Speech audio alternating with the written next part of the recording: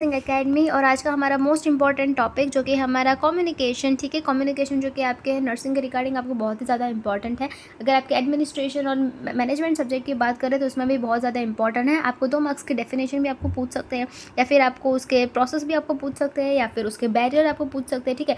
यहाँ पर मैंने सिर्फ 2 पेज में इसको अच्छे से लिखा है, ठीक है, एकदम शॉर्ट में लिखा है ताकि आपको अच्छे से याद रहे। तो ये पूरी वीडियो ज़रूर देखना। अब देखते हैं उसकी डेफिनेशन। तो हमारी कम्युनिकेशन हमारा क्या है, तो एक ऐसी प्रोसेस है, ठीक है, एक्सचेंज और sharing of ideas, thoughts, feelings, facts, opinions to one और मोर पर्सन। और ये डेफिनेशन किसने दी है? न्यूमैन एंड समर ने दी है। जब भी आप डेफिनेशन लिखो याद रखो कि ऑथर का नाम ज़रूर लिखो, ठीक है। और जब भी आपको 2 मार्क्स की डेफिनेशन भी पूछे, लेकिन अगर आपने 2 लिखी हो और विद ऑथर ने, तो बहुत ही ज़्यादा प्रेजेंटेबल आपका पेपर लगता है और आपको अच्छे से अच्छे मार्क्स मिलते हैं, ठीक है। अब एक ऐसी प्रोसेस है जिसमें क्या होता है, एक्सचेंज करते हैं और शेयर करते हैं क्या? Ideas, thought, feeling, fact, opinion to one और अनदर पर्सन। कम्युनिकेशन का सिंपल मतलब क्या है? जो हम बातचीत करते हैं ना उसको हम बोलते हैं कम्युनिकेशन, ठीक है। अब उसमें हम कुछ भी बोल सकते हैं, जैसे कि हम अपने आइडियाज़ किसी के साथ शेयर कर सकते हैं, हमारे विचार किसी के साथ हम शेयर कर सकते हैं, हमारी जो फीलिंग जो हम फील करते हैं वो हम शेयर कर सकते हैं, कुछ फैक्ट्स होते हैं जो हम शेयर कर सकते हैं, फिर हमारे ओपिनियंस है कुछ स्पेसिफिक चीज़ के रिगार्डिंग, ठीक है, वो भी हम शेयर कर सकते हैं। किसी एक पर्सन को कर सकते हैं या फिर एक से ज़्यादा पर्सन को भी हम अपने ओपिनियंस और ये सब हम शेयर कर सकते हैं। इसको हम बोलते हैं कम्युनिकेशन, ठीक है। दूसरा है हमारा sum of all the things that person does together make it understanding of another person in their mind, continuous and systematic process of listening and understanding. ये दी है एलन लुइस ने, ठीक है। ये भी आपकी एक अच्छी डेफिनेशन। अब देखो, sum of all the things, sum of all the things मतलब जो भी पर्सन करता है, ठीक है, उसका पूरा सम। हम कुछ भी देखो, अब हमें कोई बात हमारी समझानी है, ठीक है, और ऐसे समझानी है जैसे कि वो पर्सन के माइंड में वो बात छप जाए, ठीक है।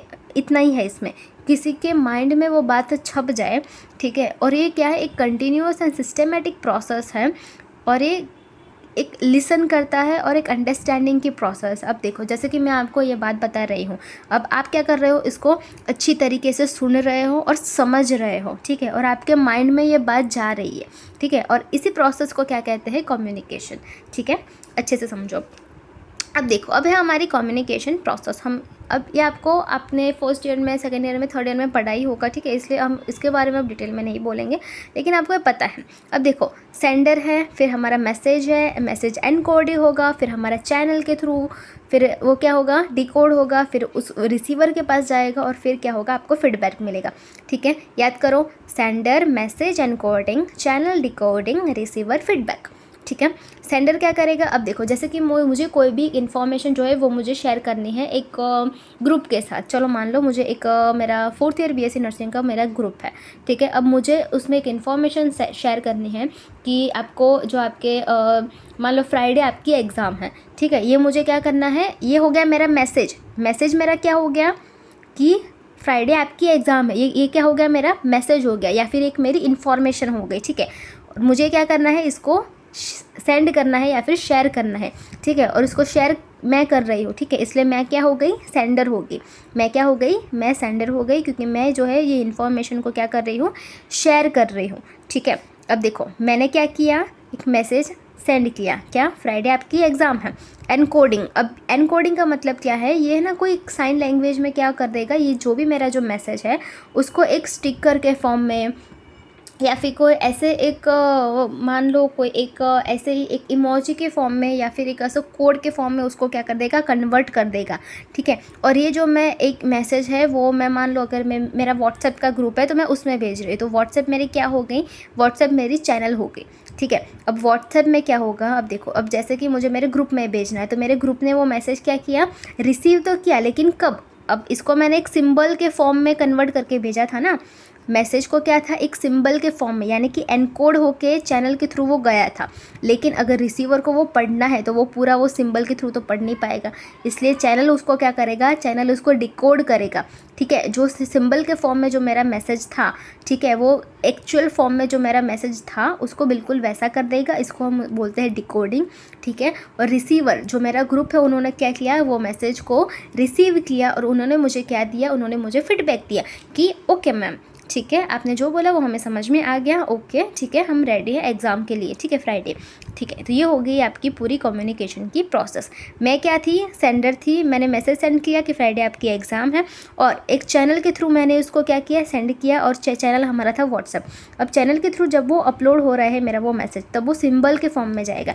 एनकोडिंग का मतलब है आपका जो भी इन्फॉर्मेशन है, आपका जो भी मैसेज है, वो कितना कोई सिंबल के फॉर्म में वो क्या होगा, कन्वर्ट होकर वो वहाँ पे जाएगा रिसीवर के पास, और रिसीवर का पास जो आपका सिंबल के फॉर्म में जो मैसेज गया वो डिकोड होकर आपने जो भी इन्फॉर्मेशन भेजी है वो पूरी की पूरी वहाँ पे आ जाएगी। उसको हम बोलते हैं डिकोडिंग। रिसीवर उसको रिसीव कर लेगा और फिर मुझे मिलेगा फीडबैक कि हाँ ओके मैम हम रेडी है एग्ज़ाम के लिए, ठीक है। अब हम देखते हैं बैरियर्स ऑफ कम्युनिकेशन। ओके, अब बैरियर हमारा क्या है, तो जो हमारा बैरियर का मतलब है जब हमारी कम्युनिकेशन, हमारी जो प्रोसेस है, ठीक है, उसमें कोई भी अड़चन आए, ठीक है, या फिर कोई भी एक जैसे कि मान लो हमारा एक फिजिकल बैरियर, ठीक है। पहले आप टाइप देख लो, बैरियर्स कितने हैं, physical barrier, perception barrier, psychological barrier, emotional barrier, language barrier, cultural barrier, intrapersonal barrier, stereotyping barrier, muddled और कंफ्यूज्ड मैसेजेस, या फिर रॉन्ग चैनल और मीडियम। बहुत ही इजी है, अच्छे से याद करो। देखो फिजिकल बैरियर में हमारा क्या है, अब जैसे मान लो कि बहुत ही ज़्यादा नॉइज़ है, ठीक है, लाइटिंग अच्छी नहीं है, ठीक है, मान लो आप एक क्लासरूम में पढ़ रहे हो, वहाँ पे लाइटिंग अच्छी नहीं है, आवाज़ें गाड़ियों की बहुत ज़्यादा आवाज़ आ रही है, या फिर आपके जो क्राउड है वो बहुत ही ज़्यादा आपको डिस्टर्ब कर रहे हैं। मान लो अगर किसी की शादी है, ठीक है, आपके क्लास के नीचे, आपकी जो स्कूल है आपके उसके नीचे ही, मान लो अगर आपकी नीचे किसी की शादी है, ठीक है, तो क्या होगा, वो आपको डिस्टर्ब करेगा, ठीक है, वो आपको डिस्टर्ब तो करेगा ना कि हाँ आपको बहुत ही ज़्यादा डिस्टर्बेंस हो रहा है उनकी आवाज़ की वजह से। वो क्या होगा, आपका फिजिकल बैरियर आपका हो गया। दूसरा है आपका perception barrier, that prevents the individual from effective communication, difference in understanding message due to the personal believes, values, attitude and experience. Perception क्या है, अब मान लो मैं अगर किसी को ये बात बता रही हूँ कि हाँ आपको ये, मैं अगर किसी को कोई फैक्ट बता रही हूँ, कोई इन्फॉर्मेशन मैं उसको शेयर करूँ, या फिर मैं किसी को एक एडवाइस दे रही हूँ, लेकिन वो क्या कर रहा है, उसके परसेप्शन, उसके माइंड में वो थिंकिंग ऐसी है कि वो बदल नहीं सकती, ठीक है, इसलिए वो अपने खुद के ही पर्सनल बिलीव्स की वजह से, उसके खुद के एटीट्यूड की वजह से, ठीक है, वो क्या करेगा, वो मेरी बात को नहीं मानेगा, जिससे हमारा जो कम्युनिकेशन है वो अफेक्ट होगा, ठीक है। ये हो गया आपका परसेप्शन। दूसरा है साइकोलॉजिकल। मान लो अगर किसी को कोई बात बता रही हूँ लेकिन वो फियर है, उनको कोई किसी चीज़ का डर है, किसी एंजाइटी है, या फिर उनको एंगर इश्यूज़ है, ठीक है, तो वो हमारी बात पूरी अच्छे से समझेगा ही नहीं, ठीक है, वो हो गया आपका साइकोलॉजिकल बैरियर। फिर आपका emotional barrier means lack of trust, negative attitude due to the anger that affect the brain to convey the communication, ठीक है। मान लो अगर मैं किसी को अच्छे से कोई बात समझा रही हूँ, लेकिन अगर उसको मेरे पे भरोसा ही नहीं है ना, तो वो मेरी बात नहीं सुनेगा, ठीक है, ये क्या हो गया आपका इमोशनल, ये क्या हो गया आपका इमोशनल बैरियर।